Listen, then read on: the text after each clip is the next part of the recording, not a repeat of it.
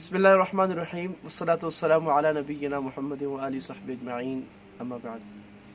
कल एक दुकान पर चादरें ख़रीदने यहाँ पर आए हुए थे, तो कोई खातून आई, उन्होंने उनको कहा, उन्होंने रेट बताया, उन्होंने कहा आप लूट रहे हो।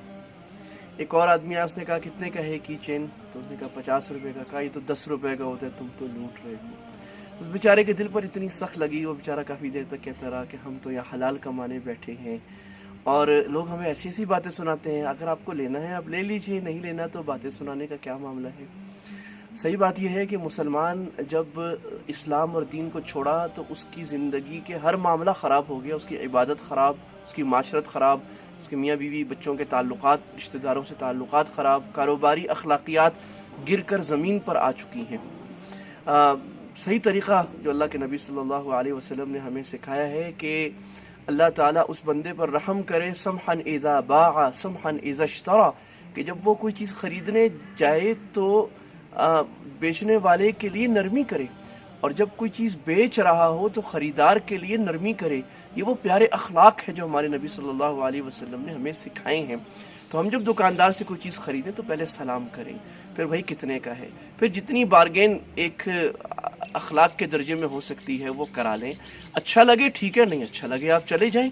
ये क्या बुरे अखलाक हैं कि लोगों के दिलों को अपने ज़बान के तीरों से छलनी करना और लोगों को ऐसे जुमले कहना।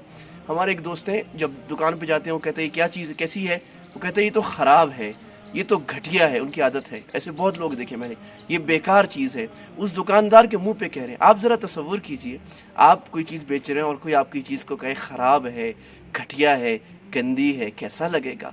तो अपने आप को दूसरे मुसलमान के शूज़ में डाल के सोचें, दूसरे इंसान के बल्कि, कि कोई मुझे बोले तो कैसे लगेगा।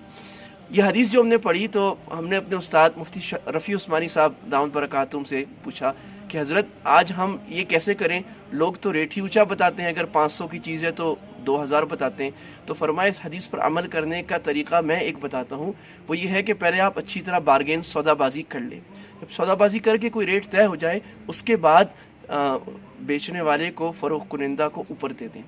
मैंने ये अमल काफ़ी दफ़ा करके देखा, कल भी किया। एक आदमी से हमने चादरें ली तो वो चादरें कुल बिल बना काफ़ी सारा, उसने कम किया, फिर 11,800 बने तो 11,500 किया। मैंने देते हुए उसको 12,000 यानी 500 रुपये ऊपर दे दिए। वो खड़ा हो गया, अपना कार्ड दिया, कहा आपको कोई काम हो यहाँ पर, इस जगह पर, किसी किस्म की खिदमत, मैं आपका भाई हूँ, हमेशा आपके लिए हाजिर हूँ। यह अमल मैंने किसी के साथ गया, मैं उसकी दुकान में जब जाता हूँ वो खड़ा हो जाता है, एहतराम से नज़रें झुक जाती हैं। मेरे अजीज़ दोस्तों, मेरी बहनों, अल्लाह ताला ने, हमारी बहनें भी शॉपिंग करती हैं, अक्सर ये शिकायत बहनों से आती है कि वो बड़ी ख़राब ज़बान इस्तेमाल करती हैं या ऐसे जुमले कहती हैं जिससे ख़रीदार तकलीफ़ में आ जाता है।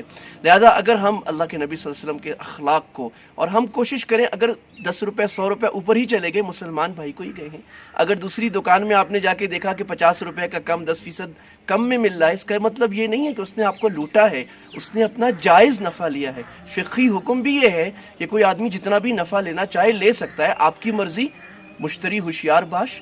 लिहाजा अगर हम अल्लाह के नबी के अखलाक को, कारोबारी अखलाक को सौदाबाजी में अपनाएंगे तो हमारा माशरा खूबसूरत हो जाएगा। मगरबी दुनिया ने इसको अपनाया है तो उनके यहाँ ना इतनी हार्ड बारगेनिंग होती है, ना इस तरह के जुमले कहे जाते हैं, वो कारोबार में हमसे बहुत ज़्यादा आगे हैं। तो हमारी कारोबारी तरक्की का राज अल्लाह के नबी सल्लल्लाहु अलैहि वसल्लम की इन सुन्नतों में है।